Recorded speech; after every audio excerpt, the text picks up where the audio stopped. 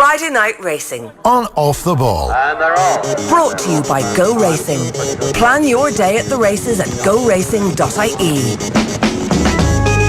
It's Friday Night Racing on a Friday afternoon. If you're catching the streams live on Facebook, on YouTube, or of course on Twitter, or perhaps you're listening to this live on the radio this evening at around about 8 o'clock. We're with you every Friday right here across offtheball.com and on all of our platforms, bringing you top class racing coverage.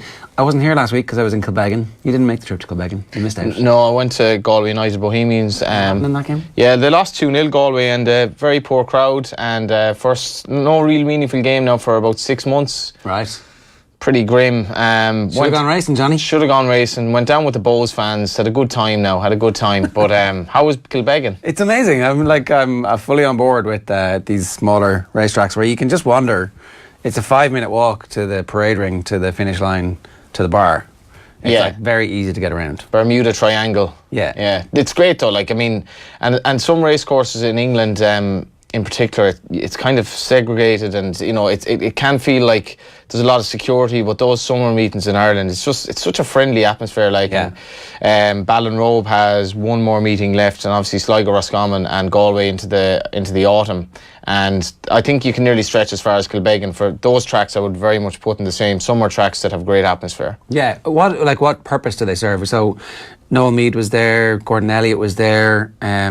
I didn't see Willie Mullins, but somebody said he was there as well, and they all had horses there.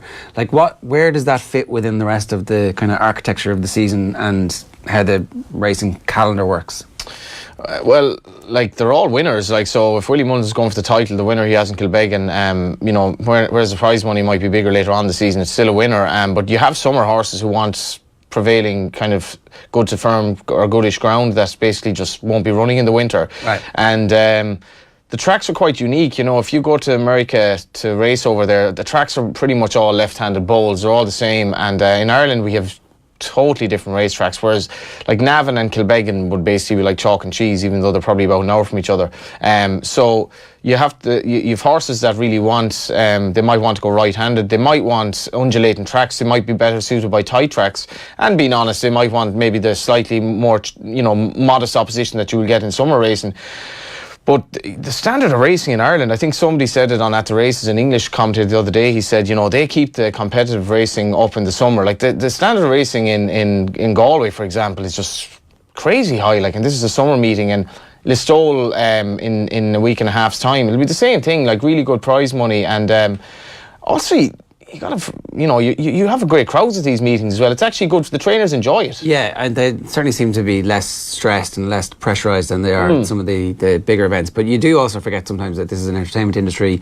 You need to put on your product, you need to have a good show, and certainly they've got that licked. Yeah, but the challenge for racing going forward is going to be people's attention spans are getting shorter and shorter and shorter, such that the lad watching the football game now, he might spend 20% of the game either on his phone or on Twitter, right? And now that, I don't know if that's a good or a bad thing, but in any event, we've 30-minute gaps between races, so there's time to fill, and to make it a really nice, enjoyable social occasion. I think all the racetracks, they find that a challenge, and that's what they are trying to embrace, having family days and having things beyond racing. But ultimately, it's a really nice social occasion, to go racing, meeting people, and just getting back to the old nature of actually socialising via talking to each other, meeting old faces, as opposed to buried in the phones. No, for sure. Look, we'll talk about some of the big stories in the racing world. We'll talk about Sam Crow and Tiger Roll a little bit later on, and we'll also be previewing the racing at the Curragh. We have a trifecta courtesy of thetote.com this week, and that'll be an opportunity for us to explain how that works and also win, hundreds of thousands of euros, hopefully, from the Injured Jockeys Fund. In the meantime, though, I'm delighted to welcome our special guest this week. It's Dr. Adrian McGoldrick, who is joining us on Skype from the Curragh. Dr. McGoldrick, good afternoon to you. How are you doing? I'm very well, Gerard. Thank you very much for the invitation. Well, listen, thanks a million for joining us. Yours is one of those names that keeps cropping up in the various stories that we've been covering over the last while. And I think it might be no harm for us to do a little bit of a quick career retrospective, because I understand this is nearly the end of your time with the Turf Club. You've announced that you're going to retire fairly soon. So I always, in these instances, I'm interested in knowing just how embedded were you as a kid growing up in racing? Was it always something that you wanted to do, or did you kind of fall into it? A case of probably falling into it. I'm originally from Rathangan, which is about 10 miles from here. So when I was young, I used to cycle over to the Curragh to the races. But that was really the totality of it. Qualified in 76, went into practice in 1980 in Clonus for 5 years, came back to Newbridge in December 84, and I took over practice from Dr. Paddy Canty. Paddy was a racecross doctor in the Curragh, and at the time one of the doctors was retiring, so he asked me would I come on board at the Curragh. So I joined the Curragh 33 years ago as a local racecross doctor, but we did very little then, and we just strolled around, had a drink during racing. We really weren't very much involved. But as time went on, as Paddy eased off his practice, I began to take over more of his patients, which will involve jockeys, trainers, and a lot of people involved in racing. At the same time, I was very interested in occupational medicine, and so I was doing a diploma in occupational medicine in UCD with the College of Physicians, and I was trying to find a topic which really I really wanted to concentrate on. And I looked at the occupational health of the racing industry, and that's probably 22, 23 years ago. I did my thesis on it, and that really got my interest going more and more. And at the same time, I was very friendly with Johnny Murtagh and knew the struggles Johnny was going through. And I suppose Johnny was the person probably I can thank or blame for having me where I am now. But I certainly got to know a lot of the lads. I was working at the Curragh, which was very straightforward. It's a flat track. I live literally a mile from the Curragh. And then about 13 or 14 years ago, I just got more and more concerned when I looked at the lads, at their dehydration, what they were doing to make weight. And I asked them would they allow me to do a small study on them. The late Ned Going has a veterinary practice just across from the Curragh. So I spoke in Ned, and Ned converted his equipment to take human blood. So 11 of the senior jockeys allowed me to take blood before and after racing, and it proved what I always knew, that these guys were seriously dehydrated during racing. Now, I went looking in the literature, and there were only 4 papers actually on jockeys in all of the literature at the time. So coincidentally, at that time, the inquiry was going on into the safety aspects in racing in 2004, and I made a presentation on making weight, and I made a recommendation that we should do further research. And I have to thank IHRB in particular as funding it, and obviously Dennis Egan, my chief executive at the Turf Club. They totally came on board and said, look, we do need to do more research. So I linked up with Giles Warrington. Giles was based in the University of Limerick, senior sports physiologist, who had been involved with a lot of the Olympic teams. And so from there we started the Turf Club research team, which has expanded quite dramatically now. We have Sarah Jane Cullen, who came through as one of our PhD students. She's now a lecturer in Waterford, and she's now overseeing 2 of the 3 projects which we have up and running currently. So over the last 11 years, we've done quite a lot of research looking at different areas of racing, be it bone health, looking at dehydration, looking at the energy expenditure during racing, and trying to find out more about racing. Now, we do liaise with our colleagues internationally, obviously, to make sure we're not duplicating what we're doing. We've Gillian O'Loughlin as our senior dietitian for the last 10 years, looking at dietetics. More recently, through the jockey pathway, we've Wayne Middleton, a strength and conditioning coach, working with our jockeys out of race. Ciara Losty, sports psychologist, which is a very, very important element. We've got involved the last 2 years. And obviously, from a physiotherapy point of view, we've had John Butler for the last 10 years working with our jockeys on track. We've really expanded that. John's on track now. He's on 2 tracks every 2 weeks. So we really are rolling out, trying to provide the basic service any elite athlete should have. We're also trying to get across to the jockeys that they are elite athletes, and they must, again, work with us from a nutrition point of view, from an exercise point of view. And I think we're beginning to get there. As everybody probably knows, I do have a big bugbear about jockey weights for the last 20 years. I do still think it's something which has to be addressed internationally. We have addressed it locally, and again, I think I cannot thank the people in the Turf Club and IHRB. The stewards have backed me 110% in anything I've proposed in relation to weights, and with Giles and Sarah Jane. So we've got our weights up to the best we can do it, both here and the UK again have backed us. The French haven't been as keen to come on board, but I would hope within this year, before this year is out, that we will get to an international meeting and just try and stress that we must get weights up, because our flat jockeys are riding 1.5 to 2 stone below the natural weight, which to me is just not acceptable. For me as a doctor, that is just not acceptable. And our jump jockeys are probably a stone below the natural weight. So to me, that just is not right. Yeah. They're just Let me come back to the weights, will you? Because it's fascinating, and it's certainly something that we've kind of talked about a good bit. Andy Lee, obviously a colleague of ours, has talked about making weight, and we've been with UFC fighters when they've been making weight as well, and it's a fairly horrific process. But I just wanted to bring you back to the bit where you were talking about getting into this, and is it fair to say that the personal stories of the jockeys who were your patients was the thing that made you realise that actually there needs to be an overarching structure here, that somebody like you and the people that you've listed out there needs a proper hierarchy and an architecture around them, that it was the individual cases first that kind of opened that door for you? Absolutely, yeah. I just happened to be living in Newbridge and fortunate to be taking care of a lot of the senior jockeys, and I saw what they were going through, and to me, it wasn't fair, it wasn't human to see what they're doing to make weight.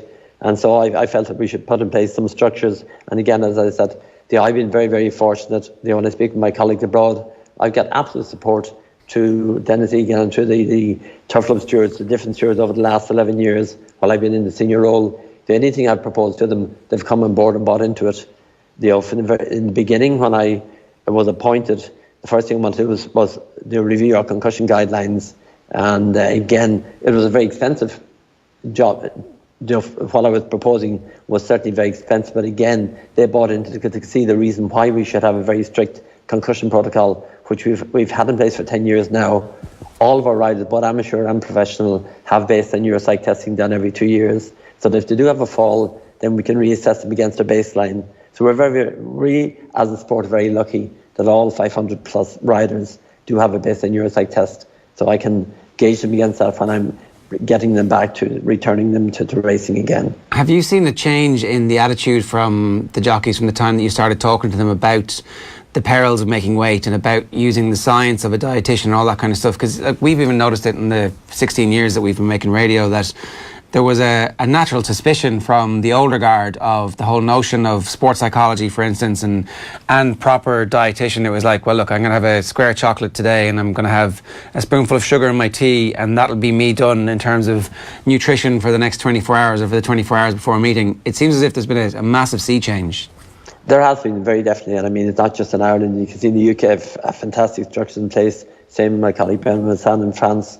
Yeah, there's been a major sea change, particularly in Western Europe, but it's come back to home. Yeah, I mean, they now accept they are elite athletes. They must diet. They're in the gym. They're overweight in Middleton. They're getting the strength conditioning. They're attending Kira sports psychologists. Again, I thought that would probably be the most difficult thing to sell, was to get them to go and see Kira. But I got one or two of the senior jockeys to go and speak with Kira. They went back and sold it to younger lads. If they see the senior jockeys, if it's acceptable for them to speak to sports psychologists, well, then it was okay for them to do it.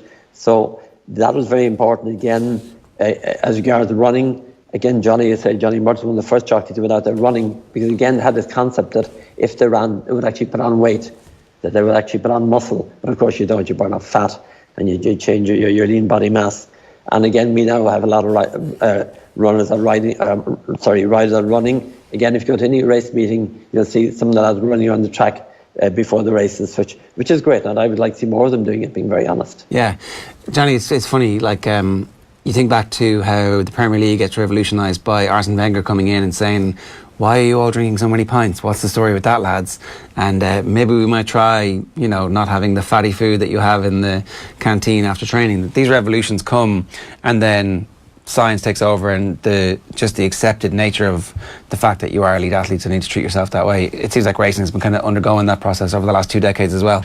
Yeah, and still is as well. And if you go to certain race meetings where you've kind of access to the weighing room, you'll still see like 3 or 4 jockeys outside having a smoke between racing. And I'm definitely interested in Dr. Adrian's views on that, because I know I remember doing a piece to him before about this, but it's one of those areas where I think we're probably still we still have a bit of work to do. Yeah, Johnny, look, as you know, a lot of these lads may not have eaten for 24 hours before they take a ride, because making weight, they use cigarettes as, again, it decreases your diet. So obviously hunger suppressant kind of. It's basically hunger suppressant, absolutely, and it's something to keep them occupied with. But cigarettes are hunger suppressants. Unfortunately, it's one of their side effects, and that's one of the reasons they smoke, and they've nothing else to do. I mean, genuinely, a lot of them would not have eaten for 24 hours, and you just smell the ketones off their breath. So, I mean, that's one of the reasons we've been pushing about the nutrition, all the different aspects I mentioned earlier on, but obviously, as I keep coming back, that we do need to look at increasing rates, down the line. But yeah, cigarette smoking, look, is something we obviously would love to see them all giving up, but it's like saunas, it's part and parcel of racing, and will be for the foreseeable future. You mentioned obviously the sports psychologist, which I'm very interested in. I didn't really know there was much of that in racing, but you did an interesting study on mental health as well. Obviously, we had an interesting piece recently with Mark Enright, and he obviously extolled your role in his, I suppose, progression. But you did a study as well, didn't you? Just look into kind of mental health and jockeys that produced some quite remarkable results. Yeah, after Mark had that episode of depression, I mean, Mark just was the tip of the iceberg of what is happening within racing. So after Mark opened up in the Racing Post in the field, several other jockeys approached me about the depression. So I spoke with Sarah Jane Cullen, our sports psychologist down in Waterford, and she, along with Ciara Lasty, asked them would they look at doing a study online of jockeys. And we had 112 jockeys replied, both some from the UK as well. And within the 20 to 35 age bracket, the average would be 26% would have symptoms of depression. We came in at 57% in our professional jockeys. So we doubled the rate of depressive symptoms within racing. So naturally, as part of that, we proposed two things. One, we need to get a sports psychologist involved. And we're very lucky that we have Ciara Lasty involved as WIT. But we also have a full backup 24/7 emergency number through the industry assistance program, which is funded through IHRB and also through the Jockeys Trust. We also provide backup services. But certainly we realised then that we had a major problem. And now obviously the next step was, why do we have these problems? In the initial questionnaire, we only scratched the tip of the iceberg, but we now have a full-time 4-year research fellow based out of WIT looking at depression in racing. So we would hope that in the next 2.5 years, we will hopefully have found the underlying, not just the underlying causes, but put structures in place to manage it into the future. It strikes me that when you were dealing with the jockeys and they were just your patients, you must have realised that they don't really have the power of a single trainer, and they don't have job security. It's an unbelievably difficult thing, and they're very lucky to have somebody who can kind of come along and say, okay, actually, I can diagnose what the issues are here, and I can explain to the industry why we need to help them. Yeah, well, look, I keep saying probably if anybody was asked me what is the most important thing I've achieved in the last 11 years, it's probably getting their trust.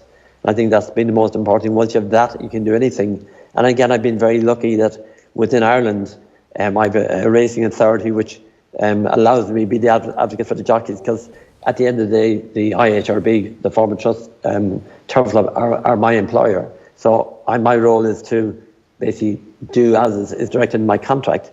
But they know that the jockeys come first in my life, and they're quite happy to live with that. And so that if I advocate on behalf of the jockeys, they know the reason why I'm doing it.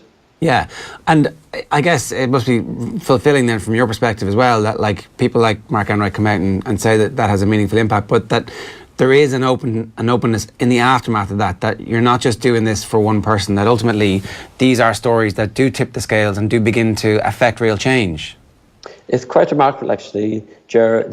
After Mark wrote the piece in the Racing Post and then followed up in the field, the amount of both trainers and jockeys approached me, obviously mainly jockeys. And I was just commenting, in the last 6 months, I've probably spent as much time, if not longer, dealing with psychological problems in jockeys as with injuries. I would say on average 1 or 2 jockeys a week with psychological problems, and of course they take a lot longer to deal with than obviously a straightforward injury. But at least they're coming forward, ringing me and coming down to visit me in my surgery in Newbridge, or speaking with them online, referring them on for counselling, etc. I mean, we've been very lucky again to have the back of the Jockeys Trust and Injured Jockeys Fund to fund them. I mean, last year alone we admitted 4 jockeys to St. Pat's with severe depression. 3 were in for 3 weeks, 1 that was in for 6 weeks, fully funded through the Jockeys Trust, and we split it 50-50 with the Irish Injured Jockeys Fund. So they're very lucky also in racing that they have this backup. But again, it's their money. I mean, this is money which is deducted from their fee. And so if they do get ill, they have the backup to know they can ring me and I will liaise with the IGF and the Irish Jockeys Fund, and if they need admission to a hospital, we can get that for them. So it works both ways, being very honest. Like, this is staggering stuff now, where he's talking about having to deal more with psychological issues than dealing with physical injuries in what is clearly one of the most dangerous sports in the world in terms of physical injuries. And the fact that lots of jockeys, as he referred to there, are basically wasting a lot. They're not eating properly. They work extreme hours at times. They're travelling a lot, and a hell of a lot of them are just struggling professionally in the sense of they're not really riding winners, and their confidence is low, and one thing leads to another. And I think what Mark Enright has done, and what obviously by extension Dr. Adrian has done, actually other sports could look into this in terms of 24/7 call line. We don't want another tragedy in sport. We don't want another tragedy in Irish life. We have too many of them in that regard, and I can't say enough for what he's done in that regard. I suppose more so since Mark Enright came in, but it's really revolutionary, and I think that's a great kind of support for jockeys who are obviously struggling. As you mentioned there, I wasn't even aware of those figures with St. Pat's, and it's going to be like that, and they have to realise that there is help there and that they can get through it, and I think he's done an amazing job in that regard. Yeah. Adrian, what is the underlying, like, I know you've got a 4-year project undergoing, you're only a year and a half into it by the sounds of it, but from your own instinct and from your own experience and having kind of dealt with jockeys for 4 or 5 decades at this point, what do you think are the underlying causes that you have a prevalence of 57% of people exhibiting? I think there are several things, Ger. I mean, they work very long hours, and there's uncertainty in the job. A very small percentage will actually make it. If you look at that, of the number of, I have 170 professional jockeys, probably 10% of them are actually making a living. The rest of them are probably just struggling to make a living. As I say, they work long hours. It's very stressful. They're not guaranteed if they're going to get a ride. Some might only get a ride 3 or 4 times a year. So trying to keep making weight for that occasional ride among the younger lads is quite difficult. And I said pay structures in racing, we all know that they're not at the top end of the scale. So the combination of all of those things, I think, just make it's a very difficult profession. And again, there are extremely dedicated young men and women involved in it. But I think that there are a lot of factors. There are probably some the study will bring out that I'm not aware of. But I would hope at the end of the day that we will find the cause. More importantly, put the structures in place to help them, and that's the more important thing. Can the weights move? Can everybody just decide it's okay for everybody to be 4 pounds heavier? Well, it's very straightforward, basically. Like, as humans, we're getting bigger, so something has to give here. Now, I've made the point that this might suit lady riders because naturally they're generally a little bit smaller, so that it might encourage them more to become jockeys because it's going to become too difficult for males, basically, who want to make the weight. And I'm interested, Adrian, in why is there, maybe in Ireland and Britain, they've kind of embraced what to me is a logical and healthy pursuit. Why are other countries reticent about, weights increases, and what is the lobbying there in? Because to me, it just seems like a bit of common sense, really. It is, Johnny, actually, just as an aside, last weekend, the Dingle race around, pony race around, Wayne Midland actually took some weights and heights on the riders. Of the young 16-year-old riders, the average height was 5'10", the average weight was 8 stone 9. Now this is at 16 years of age. 5'10"? 5'10", wow. And 8'9" was the average. Now these young lads are going to come into race and try and ride off a minimum weight of 8'4", claiming 10 These are pounds. the kids that are coming through. If you're average at 5'10" at 16, we're in trouble here, Adrian. This is like the States where basically there are no American riders anymore. Do you know what I mean? Yep. But going back to your initial question, I brought this up at a meeting in London about 4 years ago. We have a meeting once a year of all the European doctors. And is revolutionising the sport of American football and is making fairly significant changes to how the tackle is affected in rugby as well. Are there specific changes that will happen? Sure that if anybody is exhibiting any concussion signs, you just get them out of there. Yeah, no, obviously we have all of it based on neuropsych testing. Helmets are the best helmets that's available. Helmets, their first job is to prevent catastrophic injury, but I reckon they reduce concussion by probably 95%. I've had an average of about 1,800 falls a year. I've only about 20 concussions. Yet of those falls, at least half those falls, potentially are concussive falls. So the helmets are doing a very good job. There's research going on at a European level for the last 4 years looking to introduce a second standard into helmets, a rotational standard, again, to reduce concussion.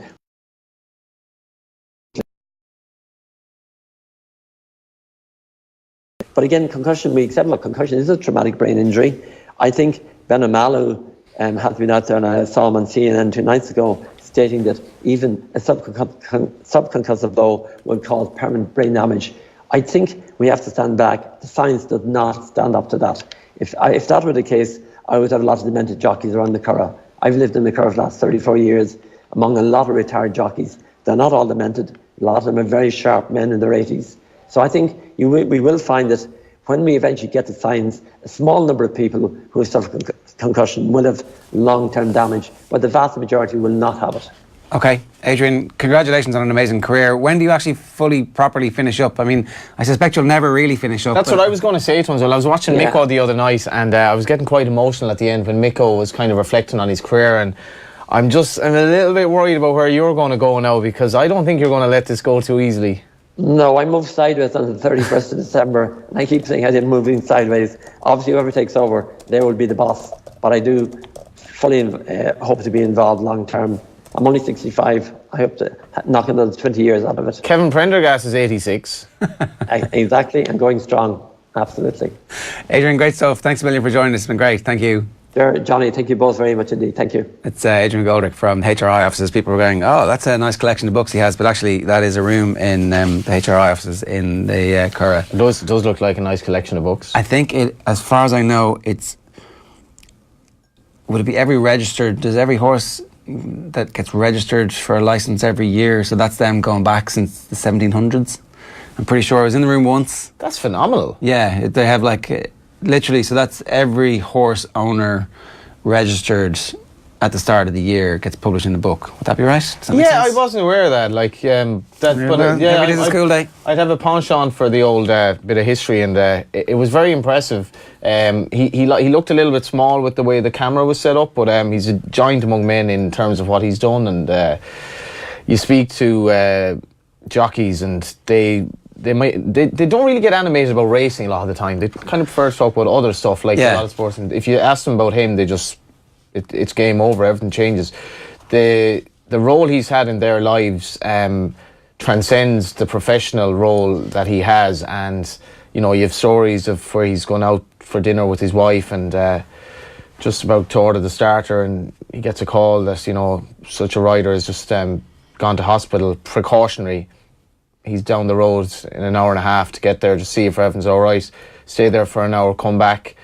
3 or 4 hours later, his wife's had a few drinks, and Dr. Adrian hasn't done anything because he doesn't do the job. He lives the job, and the turf club will miss him greatly when now he's, as you said, he's moving sideways. But we're making a little short film about our trip to Kilbeggan last week, and one of the people we spoke to was Dr. Richard Downey, who is the racecourse doctor in Kilbeggan and a load of other courses, and also works for the turf club too. So he kind of sees both sides of that, and he's the one who's actually in the ambulance driving around chasing the horses. There's 2 doctors in Kilbeggan because you can't drive the whole way around, so they hand over at one point. There's some courses, I think Galway has 3 doctors that are in the different ambulances because of the turns. And just the description of what it's like to be there in that moment when something happens, you never really think about these things. We don't think about those things. We go to the races, you get your race cards, you have your bets, you have the crack. It's but these are big beasts that are jumping over huge fences and they're falling from a high height. If you're horse falls all of a sudden at a hurdle and you've 20 horses coming over you, not to mind the fall you're going to have, not to mind what your own horse is going to do with you, you've probably, if you see somebody in the bookies who's imploring one of the rival horses to fall, you might just remind him that guy could all of a sudden be breaking his neck. It's... Or the clowns who accuse people of jumping off horses. Yeah, as Ruby did on that little video online, and getting a troll to jump out of a car at 40 miles an hour. If you want to do that, but not only that, you're not expecting it to happen either, so it's not something that you're actually prepping for. you know, in I think it was 2003, we lost 3 riders that year: Kieran Kelly, Sean Cleary rather, and Timmy Houlihan. And I would imagine for Dr. Adrian, that was probably the lowest time of his life in terms of his career. JT McNamara passed more recently, and we've obviously had a lot of paralysis cases as well. But all the work he's doing is literally, you know, preventing those occurrences. And I'm really proud of what he spoke about there, of the research they're doing and all the officials that they have to actually work on psychology, on all the different aspects. And it's like as if this will never end, because we just have to keep improving. No, completely. But investment helps with that kind of stuff, and it helps to raise standards and change culture and make everybody think, I need to do my workout today, otherwise if I fall off I'm going to get injured and won't be back as quickly. I mean, you forget too that they're all independent contractors, they're self-employed. It's an unbelievably difficult job that the jockeys have. Speaking of which, let's talk about some of the races that are happening. This is unbelievably difficult. We're going to do a trifecta in the Cambridgeshire. Yeah, okay. So the Cambridgeshire goes to post at 4 o'clock on Saturday afternoon in the Curragh. It's the Tote Irish Cambridgeshire, to give it its full title, obviously. And so what we're going to do this week is you are going to pick... We're going to go for the trifecta. How does this work, right? Because my inkling was that you pick 3 horses and they finish first, second, third, and away you go, and that's it. That's it explained? Pretty much is it, but the challenge is actually getting the trifecta up. So the trifecta is your first, second, and third.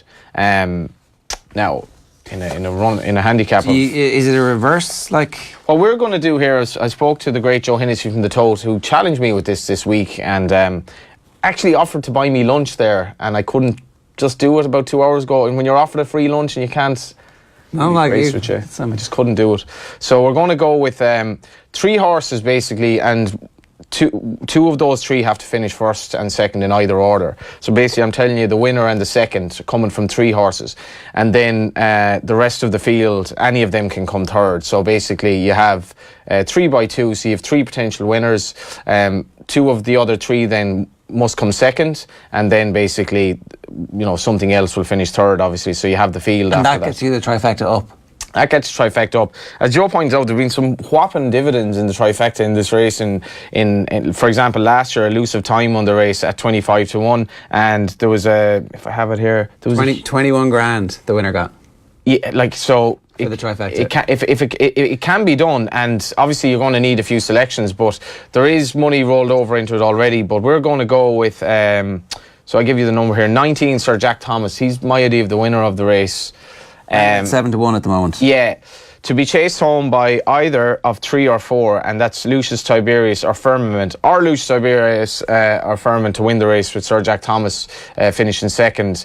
So basically those 3 horses have to, in some order, fill the first 2 places, and then thereafter you have the rest of the field to finish third. So the dividend should be pretty decent. You want a real long shot to finish third, ideally.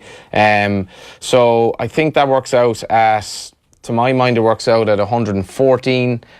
So if you have €100, that's probably like it's kind of like a 90 cents per selection, pretty much. So you can work out the maths, but if we have €100, there are 114 selections.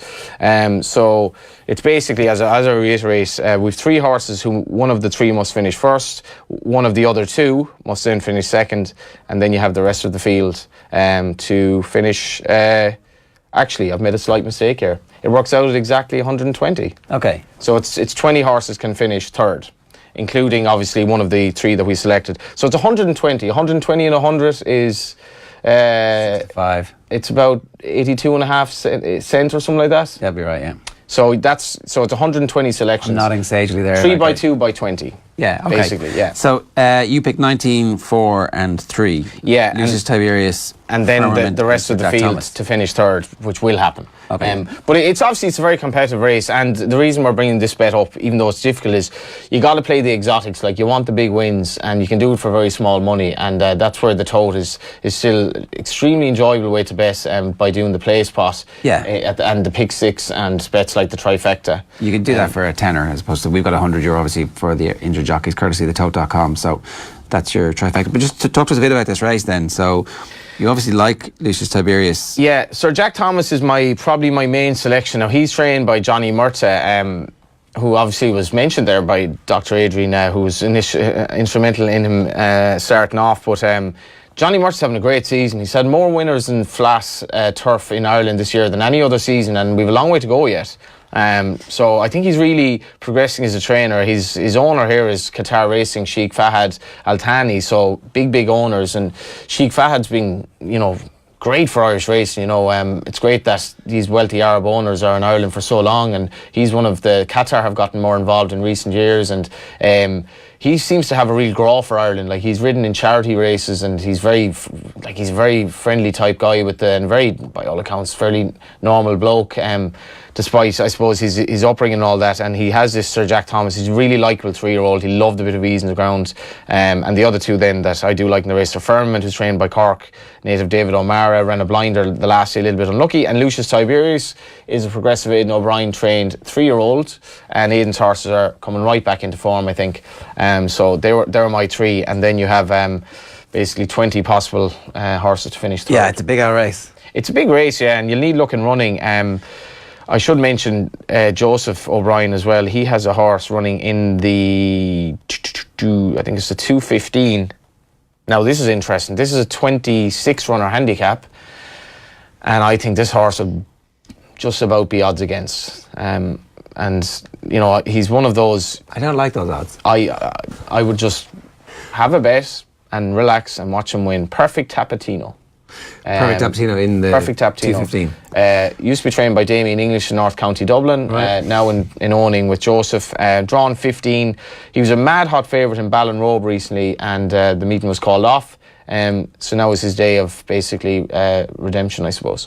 Tell me, this meeting at this time of the year in the Curragh, what is it? Like, where are we? Like the 3-year-olds that you're seeing in the Cambridgeshire, where are we going to see them? Yeah, I suppose they could progress to running into listed or group company, but I think the most interesting, it's not a top class card in terms of the non-handicap races, but I suppose the big talking point is this horse that Aidan trains, who only ran last Saturday. He's by No Nay Never, if I can actually get the time up here. And he made a huge impression, basically first time out. And Aidan to send him out a week later is actually quite staggering. Aidan wouldn't normally send a horse straight from debut into what is the 325, the Round Tower Stakes, sponsored by John Sisk and Son. This horse called 10 Sovereigns. He's by No Nay Never, and he absolutely bolted up on debut last week. He just centred the track, just pulled away, and he turns out straight away for a group race, and he's going to be a very short price favourite now, but he's very exciting. And No Nay Never is a stallion that Aidan, I think this is his first year of 2-year-olds. He's quite an exciting stallion by Scat Daddy, who's dead. So No Nay Never is continuing on maybe his legacy as a stallion, and this lad is definitely going to be his flag bearer, judging by his debut effort. 10 Sovereigns. 10 Sovereigns, yeah. He's going to be short, but he's one for your accumulators at the weekend. And where does he go next? Okay. So he could go Middle Park at Newmarket. See, Aidan will have other horses then for the 7 furlong races later on. It'll depend. He'll probably, I think the fact that he brought him out a week later would imply that he's maybe trying to keep him apart from some of the Galileo horses that he has upcoming. But he's loads of pace, this horse, so he's obviously come out of his race very well to be there a week later. But I'd say the National Stakes, which is on Champions Weekend in, what's that now? 2 weekends' time is all. Yeah. That'll probably be off the agenda, but he will have other horses for that. We have a big show coming up ahead of Champions Weekend. It's going to be a Friday night in the Leopardstown Inn. We're going to tell you how you can get tickets for that. An unbelievable guest list already lined up in terms of the... That's the eve of it, isn't it? Star-studded guests that we're going to be bringing. So we'll be announcing that next week and the details of that. But yeah, so the eve of the Friday night of Champions Weekend. So whatever you're doing, if you're into your racing and you like us here on Off the Ball, then... Champions Weekend, I know HRI have a big role in the show, and I don't want to give false platitudes, but actually it's looking to be a hell of a festival now. It looks like obviously Alpha Centauri is going to run, but it looks like Roaring Lion and Saxon Warrior are going to clash again in the Champion Stakes. I spoke to Aidan O'Brien yesterday, and that is going to be an absolute hell of a race. Like it's my favourite race of the year, full stop, in anywhere in the world. It's milers versus mile and a half horses, 3-year-olds versus older horses, males versus females over the interim trip of a mile and 2 at a brilliant racetrack in Leopardstown. So get yourself there, and obviously get yourself to the Lep Inn as well. You wouldn't even need to go home. You just stay in the Lep Inn. Yeah. Or you could, if this Club 92 still open these days, probably isn't, is it? You It's know, Ger. long closed. You know it's still open. Is it? You know it's still open. All right, okay. Somebody texting in, do you need to be Russell Crowe and a beautiful mind to understand the trifecta bet? You don't. You pick 3 horses and you hope they come in. Yeah, it's basically 1, 2, 3, but I don't want it in a particular order. Because if you wanted 1, 2, 3 in a particular order, that's one bet. But trying getting that up is like the equivalent to getting the lotto up. So basically, I have 3 horses. One of those 3 has to win. One of the other 2 has to then finish second, and anything can finish third. That's it. Russell Crowe will get that as well. Straight down the barrel of the camera like an old pro. Look at him. To be fair, I didn't explain it very well initially. You're a man of expensive tastes. On occasion. Wow. On occasion. I was in Aldi on Monday. To celebrate the 4th annual, I love Aldi. It's brilliant. Could not get over the value. It's amazing. I spent 25 quid and I was like, it was a workout to bring the box out of the shop. And stuff was falling out of the box. But I wouldn't pay like the 50 cent for the bag or whatever. It's unbelievable value. That is the very definition of a false economy. Anyway, to celebrate the 4th annual Oyster Festival at the Shelbourne, which runs from September the 1st to the 30th, so that's next month, today's the very last day of August, we're giving one lucky follower the chance to win an Oyster Festival tasting menu experience in the Saddle Room at the Shelbourne for 4 people with a bottle of champagne. For more information, visit shelbournedining.ie and get onto our Facebook page right now to enter that competition. Terms and conditions apply. You've got to be over 18 and the prize is only valid from September the 1st to the 30th. But to celebrate, they've sent in some champagne for us. Unbelievable. Oh, man. You got champagne. Hello, you're Gary, are you? Gary, yes. Nice to meet you, Gary. Thanks very much. Come on. Hi, Stephanie, how are you? So this has become an annual tradition. The first year Brian O'Driscoll was here and they were like, oh no, if Johnny's coming in, we'll do it when he's in this week. I absolutely love oysters. This is just fantastic. Are you an oyster man? Oh yeah. Who isn't? Well, this... And obviously being from Galway as well. Yeah, Claren Bridge, is that the Oyster Festival? Mm-hmm. Exactly. These are Irish oysters? They are Galway Bay oysters. Ah, very good. Perfect. Taste of the sea. And so, what's the crack with And I these, had a Gary? big lunch. What have we got? Great. So today we have the Galway Bay oysters, served with a little bit of dill oil, fresh lemon, and a mignonette. I was being polite. That's not my normal game here, so there's no point in that. All right, Give me a little squirt there as well. Hey. Of lemon. Yeah. So go on, sorry I interrupted you. Excellent, no problem. So we're celebrating our Oyster Festival, so we're launching tomorrow at the Shelbourne Hotel, and we've got live music all weekend from 1 to 5 to help us kick off the festival. We're going to have oyster specials all throughout the month of September. We have Oyster Festival tasting menu in our Saddle Room restaurant. They're ridiculous. Yeah, I thought I was going to be at Shelbourne Park, but instead I'm going to be at the Shelbourne. So yeah, it kicks off all throughout the month of September. You really should only eat oysters with months beginning with ending in or. So it's the freshest of the oysters you can get. So today technically we shouldn't be, but how are the oysters around Ireland compared to elsewhere? They're world-renowned oysters, and we're blessed. A lot of people don't realise that in Ireland, with just how lucky we are to have such an amazing selection of oysters here. I spent many years in the States, and none even compare to the oysters we have here in this island. So, why is that? Do you have any idea why? Like, what's I suppose just the Irish coastal waters, the flavours which the Atlantic imparts on the oysters itself, and the traditional farming methods which we can continue to have here in Ireland. Yeah, we're a bit funny in Ireland that we don't eat enough fish, considering. Not at all. We eat far too much chicken. Yeah. You know, we should eat more rabbit, we should eat more like venison, we should eat more game, and we should eat more of this and more seafood. The rabbit we kind of poisoned with the mixo back in the day, so maybe we should stick with the stuff that's fresh from the sea. This is absolutely delicious. It is amazing, isn't it? I'm blown away. Suddenly my life is worthwhile. They are amazing. Yeah. So the whole month long? The whole month long, yeah. And for people who haven't tried oysters before, we do offer a whole selection of cooked oysters, which is a good way to introduce yourself to oysters. And then as soon as you develop a taste for that, you can work your way onto the raw oysters, just for anyone who hasn't tried them yet. You're just being nice to them though, really. Because really cooking them, does it not take away the whole benefit? It does, yeah, but some people are scared to eat raw oysters. Yeah. And for those people, we do have alternative options. But, of course, I would suggest trying them raw. Yeah. It's the best way to eat them. Just taste of the sea. Yeah. It really does. And chew them. Don't like that. The whole point of it. Get used to it. Get the flavour. Release it. Yeah. Gary, thanks very much for joining us. My pleasure. Thanks for having us. Appreciate it. Thanks for the champagne. We'll have Gary on again. You can leave the bottle if you want. Yeah, absolutely. Look, we did a couple of other quick stories we need to talk about. There's a horse of the ages. I think pragmatically they're looking at the champion hurdle picture this season and saying that it's not that strong. But if he go chasing, it's just a matter of when.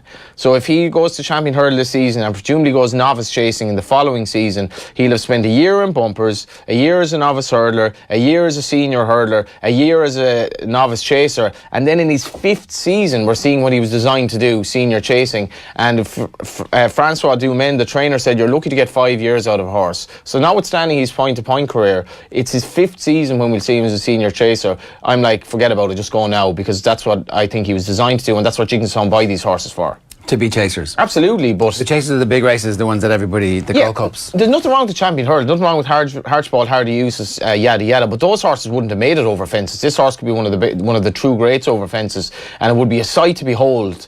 Imagine riding him in a race over fences in a 2-mile champion chase. Like, maybe he wouldn't get the Gold Cup trip. Okay, grand. So he's a shorter. It's up for debate. Like, I remember last year when presenting Percy ran at Cheltenham, I put up a poll on Twitter, who's going to be the more likely Gold Cup winner, presenting Percy or Sam Crow, and the vast majority of people said presenting Percy because they don't think Sam Crow is going to stay a Gold Cup trip. I think he'd be more of a 2-miler. But the debate now, I thought the debate would be, is he a champion chaser or a Gold Cup horse, not is he a hurdler or a chaser, because he's a chaser to my mind. And what's the 2-mile hurdle? Big race. That would be the champion hurdle. Okay. Which, to be fair, is up for grabs this season. I think he'd win it if he went down that route. And the 2-mile over fences? That's the champion chase, which is, you know, arguably the best race in jumps racing, when you have like Moscow Flyer versus Azertia versus Well Chief. You know, the hairs stand up in the back of my shoulder and back of my neck just thinking of that now, and I think a lot of people at home can get to it.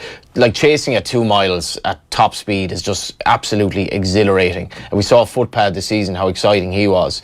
I want to see Sam Crow doing that. I think a lot of other people do too, but they have a decision to make. It's basically like the 400 metres of hurdles. Yeah. Where you get the absolute best athletes sprinting the whole time. Yeah. It's not just the stayers. You know that if they get it wrong, it's, you know, that's what's on the line. And we spoke to Adrian McGoldrick. They're the races where, you know, the jockeys really, their bravery comes out to the fore. Tiger Roll is making a return. There's no doubts about what Tiger Roll's future is, are there? They're just talking about specific races. Yeah, he's what a horse he's been. I guess they'll go for something similar this year in terms of the national and all that. And you know, he was a horse. Funny enough, that was Jigginstown bought him off the flat, and he became what he became, which is quite astonishing. But what a horse he's been, and it's. When the evenings start getting shorter, you start thinking of the jumps, and I think Le Soul is kind of, it brings you sort of thinking that way as well. That's going to be a hell of a festival Sunday week, and you know, all of the top horses are now back in training as well, so you know, it's going to exciting times ahead. Johnny, good stuff. Enjoy the weekend. Here's hoping the trifecta comes off and we can raise some money for the injured jockeys. There might be one left. I did get a free lunch. Hey, there you go. Only here. That is your lot on Friday Night Racing this week. We hope you've enjoyed it. Thanks very much to our friends at GoRacing.ie for making all of this possible. And get over to our Facebook page and enter that competition if you fancy an oysters tasting menu at the Shelbourne. We'll see you next week. Good luck. Friday Night Racing. On Off the Ball. And they're off. Brought to you by Go Racing. Plan your day at the races at goracing.ie.